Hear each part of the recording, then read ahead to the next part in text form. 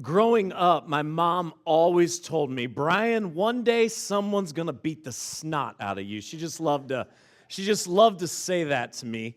And she would tell me that my mouth writes checks, my body can't cash.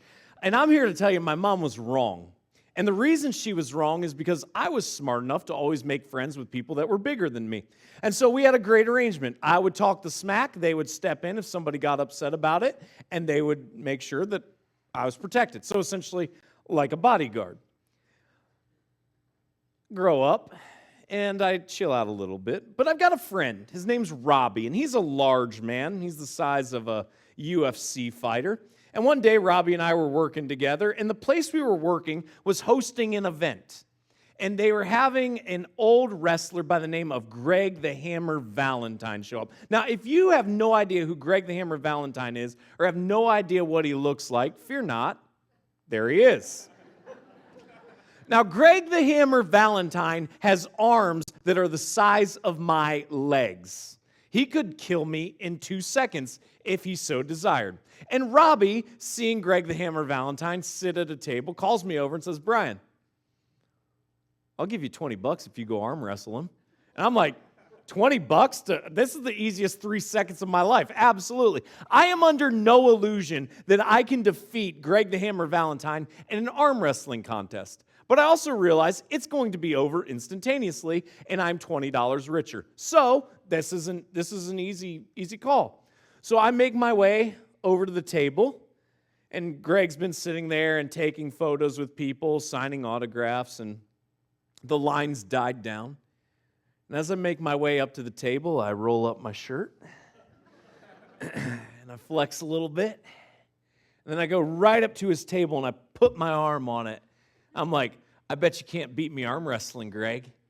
And he shoots me a look. He is either high or just bored out of his mind. I'm not sure which, maybe a combination of both. And he's like, no. And I'm like, you scared? Now, again, I am under no pretense that if this man wants to kill me with his bare hands, that he cannot do so.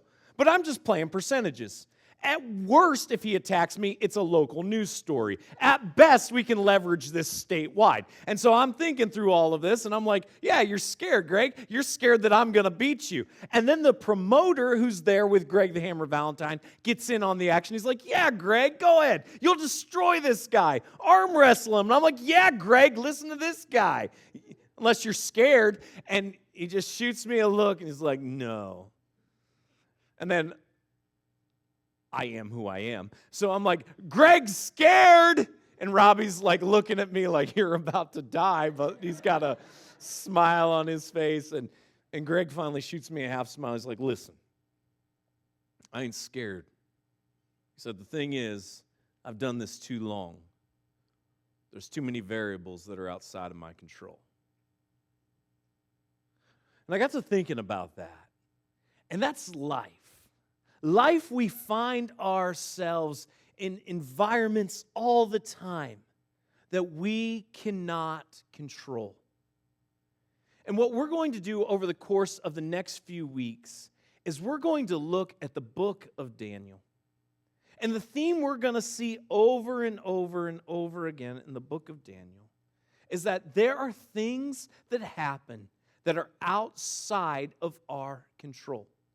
And what I want us all to take with us is this idea of how can we honor God in the midst of a culture and society that does not. And that's really the main theme of the book of Daniel. If you have your phones or your tablets, I'd invite you to follow along with us this morning in the Bible app. It's a free resource that you can find in whatever app store you utilize on your device. And once you have the Bible app installed on your device, there's a feature that we use together each and every week. It's called the Events feature.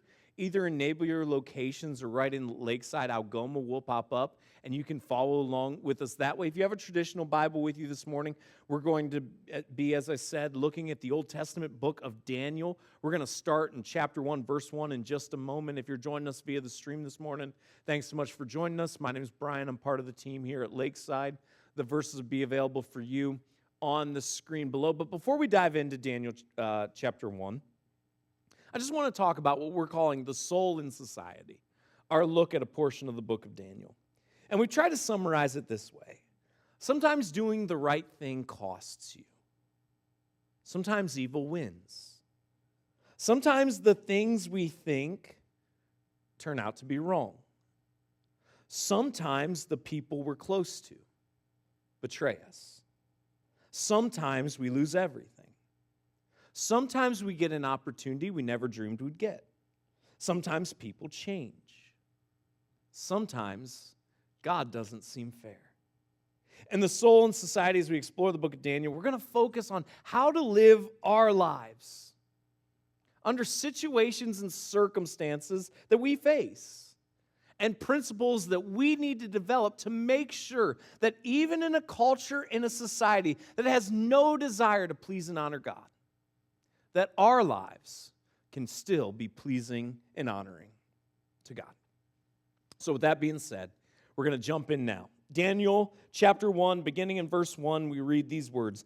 In the 3rd year of the reign of Jehoiakim, king of Judah, Nebuchadnezzar, king of Babylon, came to Jerusalem and besieged it. And the Lord gave Jehoiakim, king of Judah, into his hand, with some of the vessels of the house of God.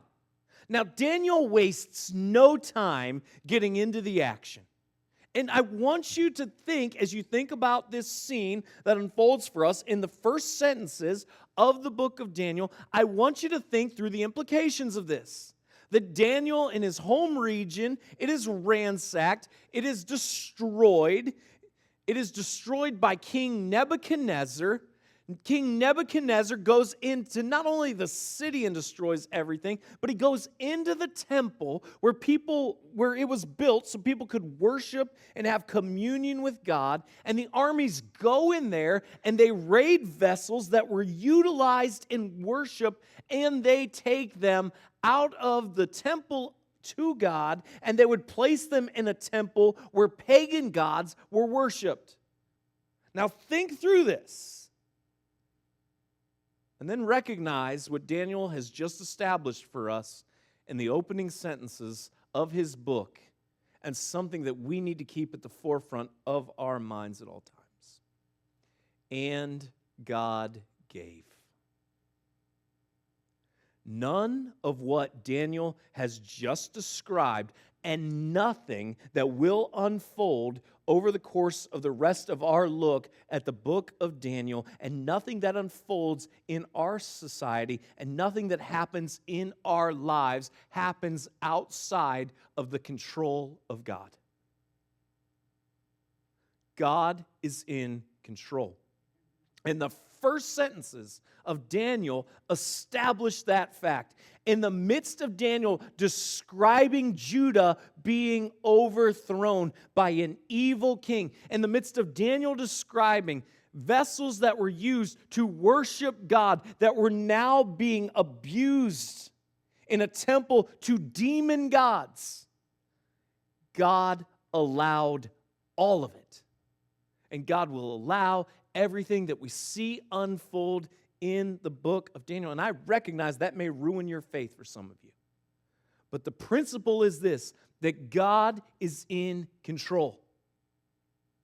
And naturally, the implication of that is God is in control of who's in control. He gave Jehoiakim and the country over to the evil king Nebuchadnezzar. It isn't because God took a vacation. It isn't like God's just like, I don't feel like doing things today, so whatever happens, happens. All of this happens under God's control. Everything happens under God's ultimate control. And we just need to get that established as we begin looking at Daniel, and it needs to remain in the forefront of our minds, not only as we look at the book of Daniel, but as we live our lives. That everything that happens under the control of God ultimately. We get to the second half of verse 2. And he brought them to the land of Shinar, to the house of his God, and placed the vessels in the treasury of his God. Then the king commanded Ashpenaz, the chief eunuch, to bring some of the people of Israel, both of the royal family and of the nobility, youths without blemish, of good appearance, and skillful in all wisdom, endowed with knowledge, understanding, learning, and competent to stand in the king's palace and to teach them the literature and language of the Chaldeans. So these vessels that were taken out of the temple are now put in the temple of demon gods. They're being desecrated there. And some of those who weren't killed in the overthrow of the country and of the cities, they are now brought 900 miles away from where their home was, 900 miles away from whatever family is left living, those that haven't been killed in the raid. And we're told that Nebuchadnezzar wanted a select group of people. He wanted people that were royal, that were noble, young and good-looking people, skilled, smart, and they would teach these people that have now been taken 900 miles away from their country, which was overthrown. They would teach them a new language, new concepts, and new ideas. They would be taken from the country that was their home, that has now been overthrown, into a new land, and they would have to assimilate. They would have to adopt an entire new way of life. This is the reality that Daniel is facing. And in the midst of all of it, we are told right off the bat, God's in charge. God's in control. The king, verse 5 says, assigned them a daily portion of the food that the king ate, and of the wine that he drank. They were to be educated for 3 years, and at the end of that time they were to stand before the king. Among these were Daniel, Hananiah, Mishael, and Azariah of the tribe of Judah. And the chief of the eunuchs gave them names. Daniel he called Belteshazzar, Hananiah he called Shadrach, Mishael he called Meshach, and Azariah he called Abednego. Now Nebuchadnezzar made sure that these that were brought back would eat well, that they drank well, and that they would receive the top schooling from the best professors and scholars around. And that's exactly what transpired. As part of the assimilation, this all occurred. And they were given new names. Now, what's interesting is the original names for Daniel, Hananiah, Mishael, and Azariah, all of them within their original name had part of God's name contained in them. And all of their new names that they were assigned in this foreign land as part of the assimilation process have part of a pagan demon god in their new names that they were assigned. But Daniel, verse 8, tells us, resolved that he would not defile himself with the king's food or with the wine that he drank. Therefore, he asked the chief of the eunuchs to allow him not to defile himself. Now, undoubtedly, the food and the wine that they were being offered were not in keeping with the dietary restrictions that God had established for his people. So, the food certainly was not kosher. Almost certainly, all the food and wine were incorporated in sacrifices and in services to the demon gods. So here is Daniel in a foreign land, having been given a new name, having seen the vessels that were meant to worship God now being desecrated in a temple to demon gods, seeing all of this unfold before him and being offered the best food and the best wine around. And Daniel resolves that he wouldn't defile himself with it. But notice how he goes about this. This is his conscience, and this is his conviction. But notice what he does. He goes to his supervisor, and he asks that he could be exempt from this food and from this wine. He still, even though it goes against his conscience, and it goes against what he believes he should do, against his convictions, he still operates with respect. He demonstrates respect even though what is being asked of him goes against his conscience and it goes against his conviction. He doesn't waver. He doesn't back down, but he goes about it in a respectful way, that he requests that he could be exempt. And God gave Daniel favor and compassion in the sight of the chief of eunuchs. And the chief of the eunuchs said to Daniel, I fear my lord, the king, who assigned your food and your drink, for why should he see that you are in worse condition than the youths who are of your own age? So you would endanger my head with the king. And the eunuch, Daniel's supervisor, replies, here's the thing. I don't really want to get in trouble because of you. I get that you don't want to eat it. I get that you don't want to drink it.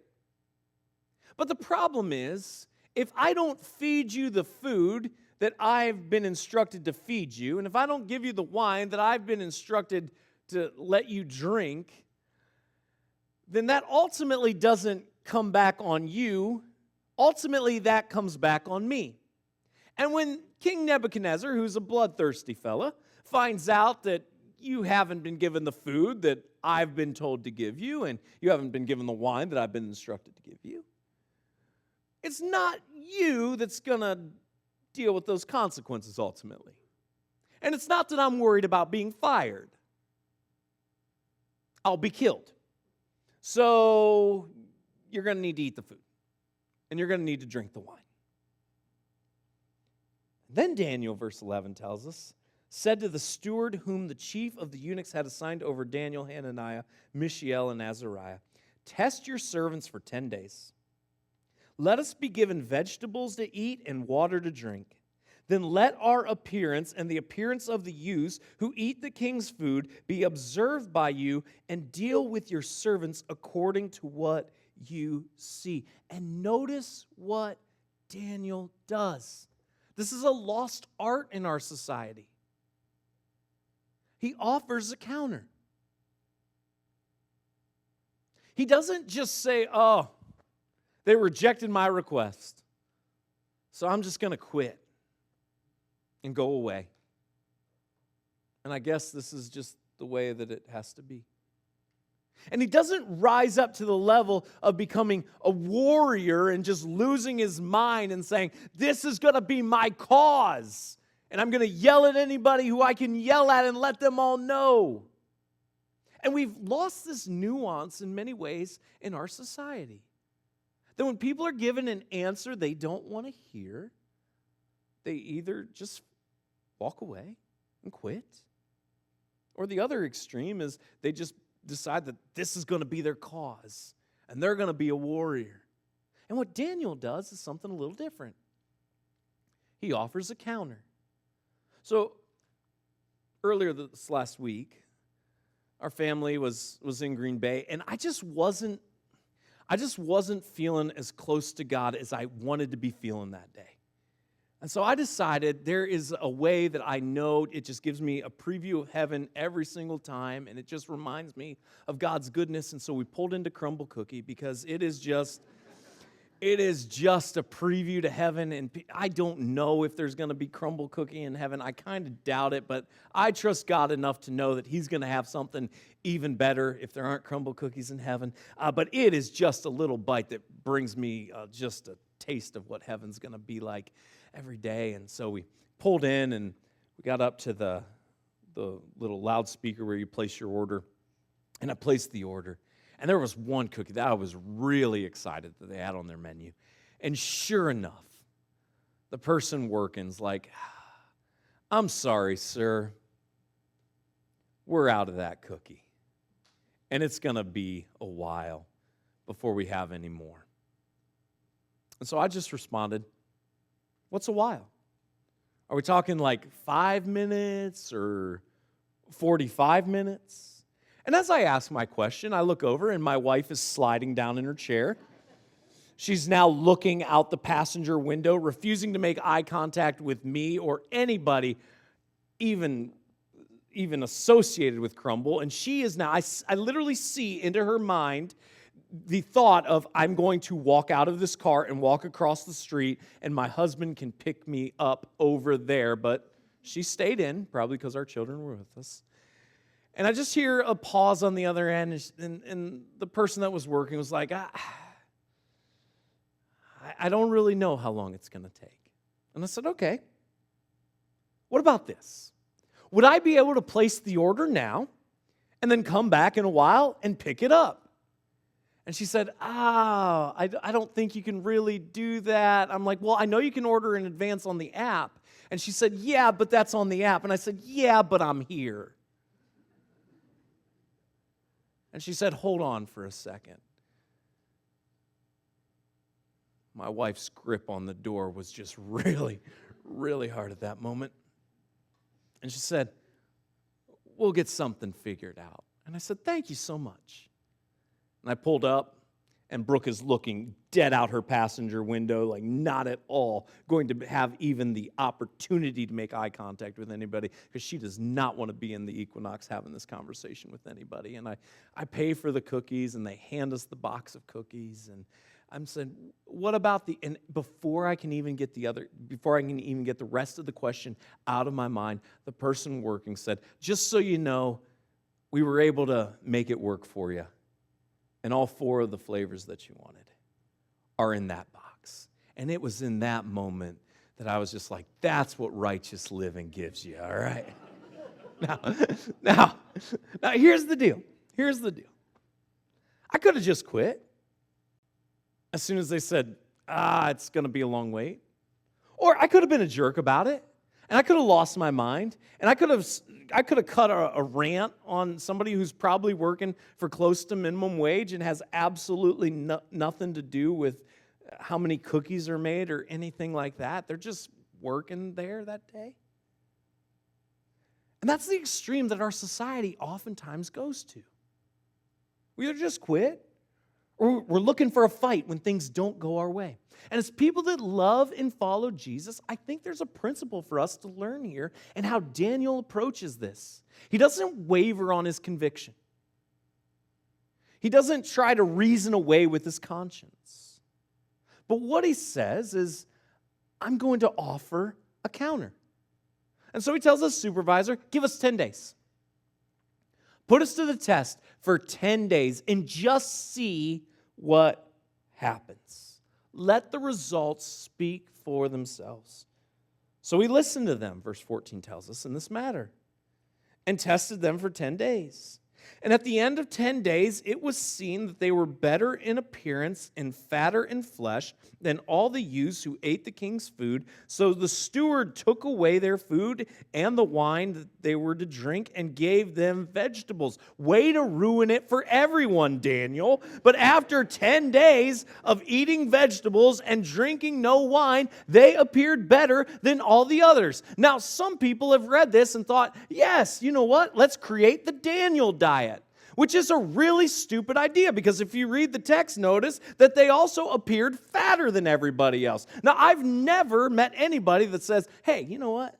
I'm going to go on a diet, so at the end of it, I'm fatter than when I started. And if that's ever been your motivation, I would just say, let's just not do the diet. Save yourself the stress. Let's just go about it. Now, remember that beauty standards are cultural.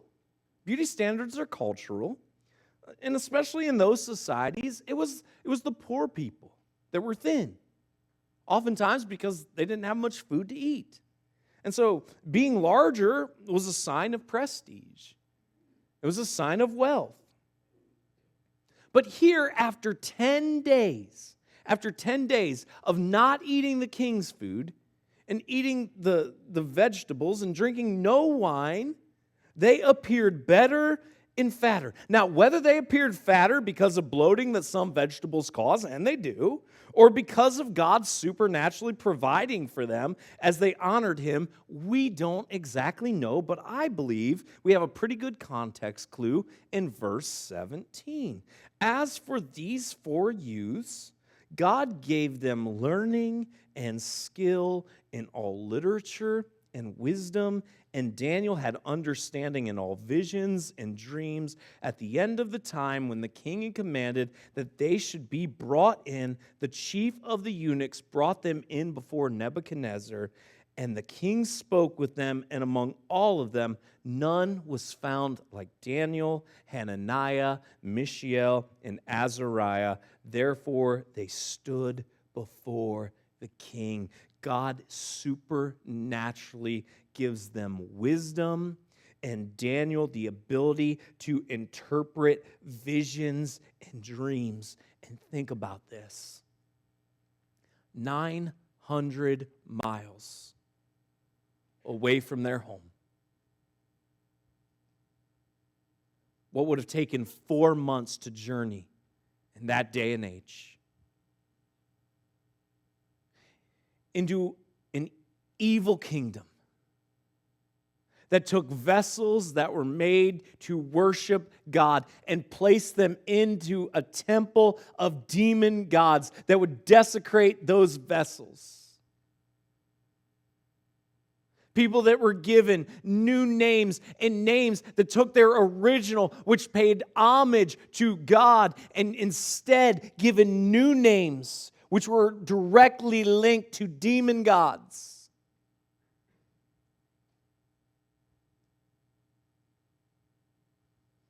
These 4 men, they find themselves being assimilated to a new culture, being taught a new language, being taught new concepts and new ideas. And God supernaturally works and gives them all wisdom, and Daniel the ability to interpret visions and dreams. So it's not outside of the realm to think that God supernaturally altered their physical appearance as well. And these 4 stood out above all the others, so much so that a pagan, evil king took notice of them. And in every matter of wisdom and understanding about which the king inquired of them, he found them 10 times better than all the magicians and enchanters that were in all his kingdom. And Daniel was there until the first year of King Cyrus. Remember, 900 miles away from home into a kingdom that had destroyed their country, that had taken their holy vessels and used them now and desecrated them in demon worship. New names, evil king. Daniel prospers. In a culture and in a society that directly contradicted his conscience and his conviction, God used Daniel, and Daniel prospered. Now, what is the lesson for all of us in this? Remember what we started looking at, the very first couple sentences of the book of Daniel. God is in control. And God gave Jehoiakim over to Nebuchadnezzar. And God gave the holy vessels from the temple over to be desecrated into the temple of demon gods. And God gave Daniel up to be taken away. None of this, none of what we have seen, and none of what we will see goes outside of God's control. It is all under God's control. The implications for us, first and foremost, are to remember that nothing happens outside of God's control. And God, therefore, is in control of who is in control. The next point is that God is going to lead us some places sometimes that we don't want to go. And our responsibility is that we would faithfully follow God wherever He leads us. That none of us are in the space and the circumstances that we're in by accident. God has put us here in this time and in this place for a purpose and for a reason. And it might seem like, no, things were better ages ago, or things were better here or there or somewhere else. But God has you where He has you for a reason.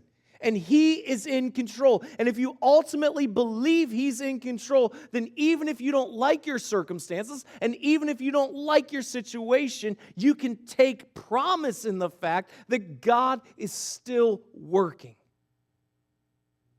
You are going to find yourself sometimes in situations that you do not like. Recognize this: God may very well lead you to places and circumstances and situations that are hostile to Him. And it doesn't mean that God has abandoned you.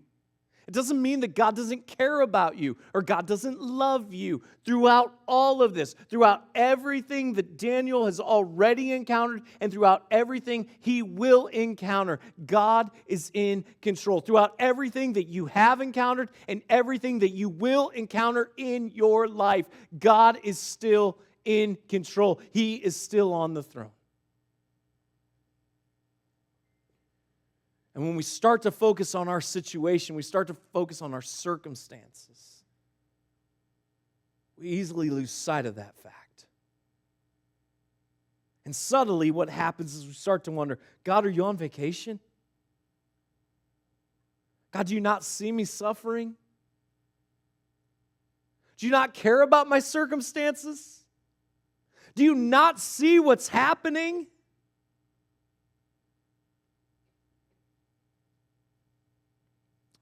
So when God leads you to a place that you don't want to go,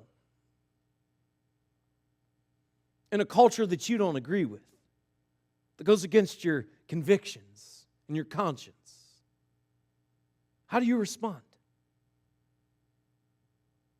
Do you quit and act defeated?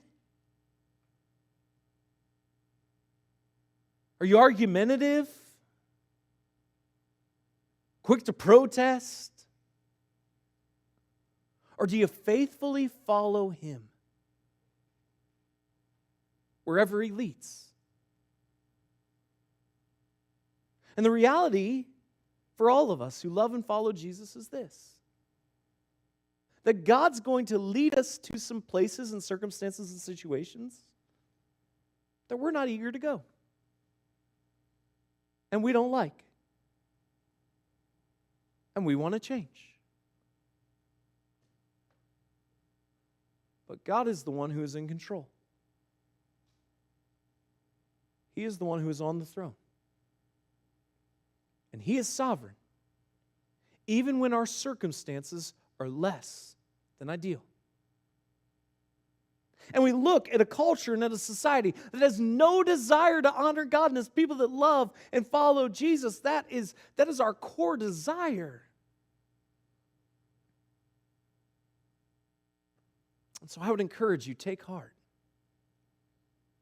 Jesus has called us to be the salt and light of the world.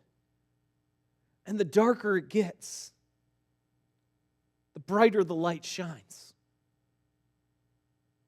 So may we live our lives in the same way that Daniel lived his. And even when God takes us places we don't want to go,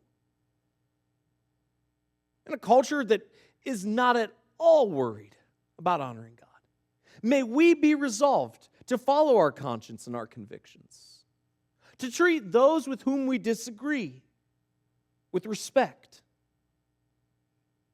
and to remember and never forget that God is the one who is in control. God help us as we face situations and circumstances that go outside of what many of us desire. Help us as we follow you.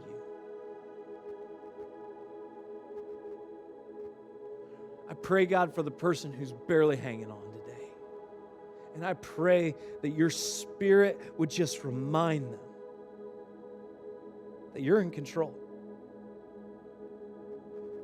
And nothing happens outside of your will and your plan.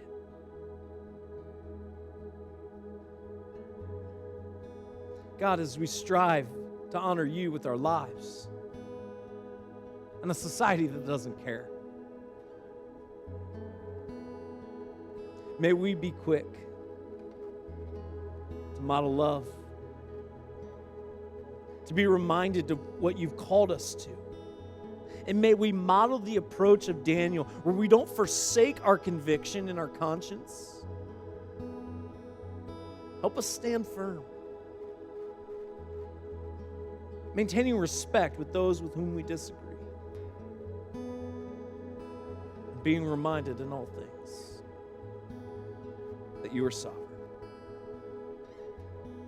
Let us shine the light of Jesus brightly. All may see that he would be glorified and magnified, and we may play a part in showing people the hope that's available exclusively through your Son. It's in his name, the name of our Savior, we